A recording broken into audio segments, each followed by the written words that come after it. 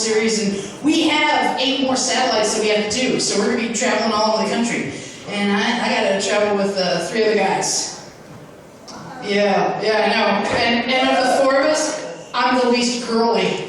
Look at that shit. Fucking pretty boys. All right, you guys have voted up. Are you guys ready for your next comedian? Nice. There you go. He's all the way from Duluth, Georgia. Everybody, please give it up for Vinny Bucci.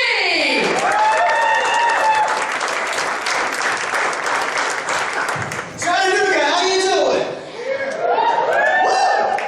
I'm very excited to be here tonight. Excited to be in front of all you guys, and I'm happy to tell you guys about some changes I made to my life recently. I'll start out by pointing out the most obvious. I shaved my head recently, and I've been bald now for a couple of months. After being bald for a couple of months, I am able to admit it in front of all of you tonight. This is the dumbest thing I ever did in my life.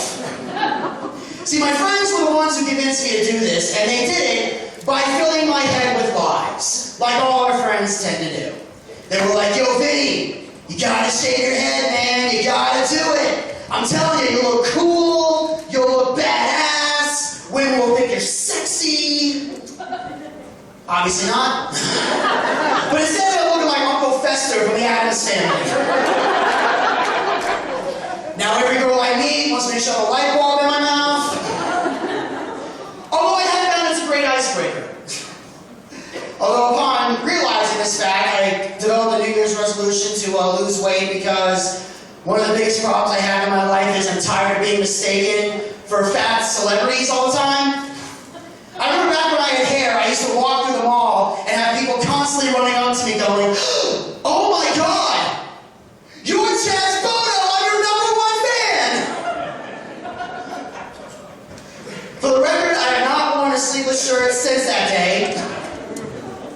Because being fat is something that I've struggled with my entire life. And in fact, I've been a fat kid since I've been in high school. And it's tough being a fat kid in high school. Because when you're fat in high school, there's only 2 places that you can really call home.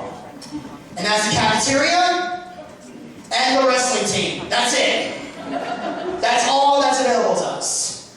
I would include the library, but they don't allow food in there, so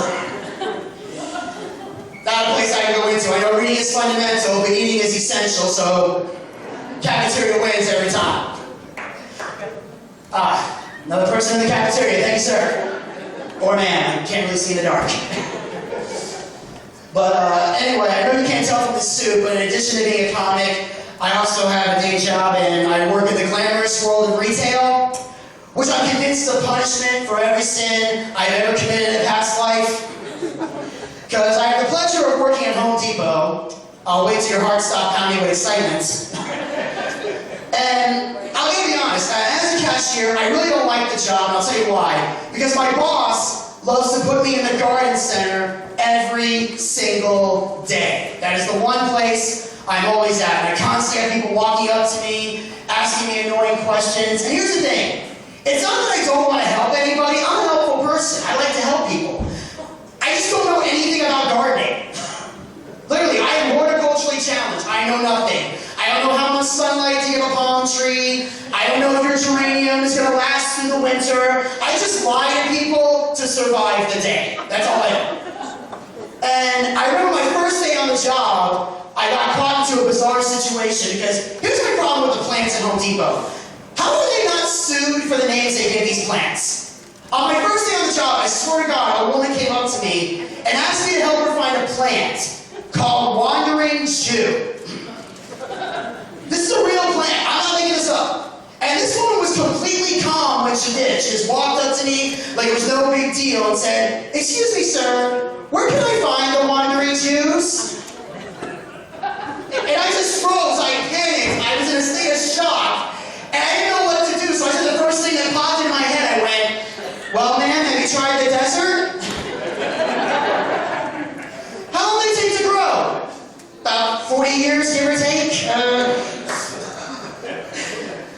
I know some people like that joke, some people panic, but the truth is, I'm not a religious person at all. In fact, what I love most about living in Georgia is, I to church. Church comes to me. Every Sunday, my neighborhood is flooded with Jehovah's Witnesses. I don't know if you guys have the situation too, but last week, I had one come to my door, and after listening to her talk, you know what? I'm now convinced they should not be advertising heaven. I don't know who this Jehovah guy is. I've never met him, but he has without a doubt the worst door-to-door salespeople I've ever met in my entire life. This woman actually said to me, out of the billions of people who live on this earth, only 144,000 of us realistically make it to heaven. Which of course begs the question, why are you making this public knowledge? Like if God came to you and said like 144,000 people are going to heaven, is that a piece of information you want to go door to door at 3 in the morning to share with the general public, knowing you can lose your spot? I think not. Thank you guys so much. I'm Vinny Bucci.